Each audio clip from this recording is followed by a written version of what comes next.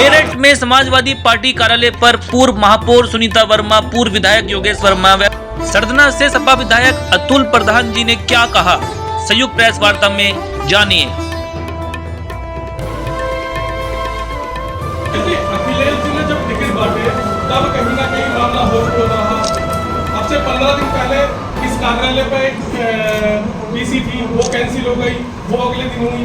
आज पीसी 1 बजे से पत्रकार इंतजार कर रहे हैं। इस मिसमैनेजमेंट में कहाँ तक मतलब आप ये देखते हैं कि कितनी कमियां हैं और कहाँ जाकर सुधार होगा? अब तो ठीक है। देखिए अब तो आज आधी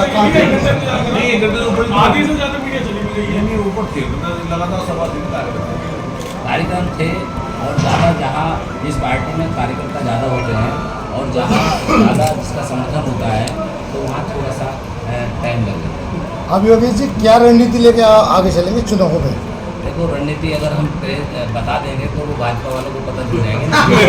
तो हम बनाएंगे और रणनीति ऐसे ही बनाएंगे, कबड्डी खेलेंगे और पाले को दे के मारेंगे। योगेश जी एक डिप्लोमेटिक आंसर नहीं, बिल्कुल साफ आंसर चाहूंगा। 100 में से कितने प्रतिशत आपको जब तक लाभ था, जब तक केवल आप यहाँ थे और अतुल जी के आने पे वो बढ़ोतरी हुई है? देखिए अतुल प्रधान जी समाजवादी पार्टी के बड़े नेता हैं, हमारे विधायक सरदना साहब, और इन्होंने पूरे प्रदेश की राजनीति की है, इन्हें सब जानते हैं। और यहाँ पहली बार तो अतुल प्रधान जी कहीं गए नहीं थे। आपने कहा इनके आने से क्या बढ़ोतरी हुई है, तो अतुल प्रधान जी कहीं गए थोड़ी थे। तो साथ तो पहले से ही थे हमारे, तो इसलिए बढ़ोतरी क्या, ये तो सब कुछ क्या नाम है, चुनाव जो है सब मिलके जीतेंगे। अतुल प्रधान जी हैं हमारे साथ, पहले भी थे। अब ये नहीं कि आने से तो अतुल प्रधान जी कहीं गए थोड़े थे, तो राष्ट्रीय अध्यक्ष जी का निर्देश है। और हमारे अतुल प्रधान जी की अपनी क्या नाम है एक प्रतिष्ठा भी, क्योंकि चुनाव जितना है जब जीत के जाएंगे हम राष्ट्रीय अध्यक्ष जी के दरबार में तो अलग ही माहौल बनेगा। कुल मिला के अगर ये कहा जाए कि 70% पहले मामला था और अब 100% हो गया है तो क्या गलत होगा? मैं तो 150% कह रहा हूँ पहले, लेकिन ये गए तो कहीं नहीं थे। नहीं, उसमें से परसेंटेज नहीं निकाल पाएंगे ना, वो तो 100 में से ही निकालेंगे। 100 में से 100 कर दो, 101% कर दो। जीत का क्या अंतर मान रहे हैं सर? योगेश जी आपने कहा रणनीति का हिस्सा, तो क्या ये रणनीति का हिस्सा था? योगेश शर्मा को आखिरी दिन निकाला जाए चूंकि हाँ बिल्कुल रणनीति का हिस्सा था, रणनीति का हिस्सा। ये माननीय राष्ट्रीय अध्यक्ष जी जो तय करते हैं वो सबको मान्य रहता है।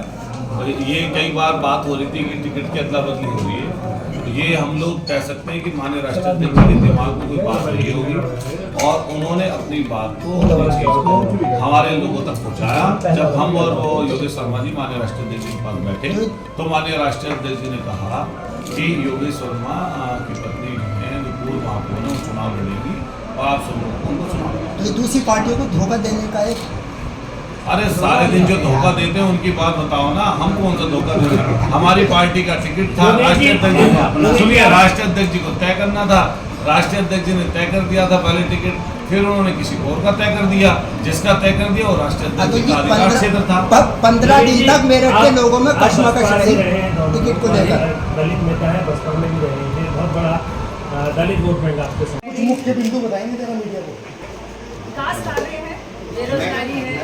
क्या क्या विकास कार्य करना चाहिए जो नहीं हुए हैं अब तक किसी भी सरकार में? जनता को सिर्फ विकास कार्य चाहिए, वो उन्हीं नेताओं से खुश रहती है, उन्हीं विकास ही चाहती है जनता, और क्या। इसलिए जो कमी हमारी मेयर के उसमें चुनाव में पूरी रहेगी तो हम उसको इसमें पूरी करेंगे। जैसे बीजेपी के भाग्य प्रत्याशी आए हैं, यही फार्मूला है जिसके पास सब होते हैं, दलित हो,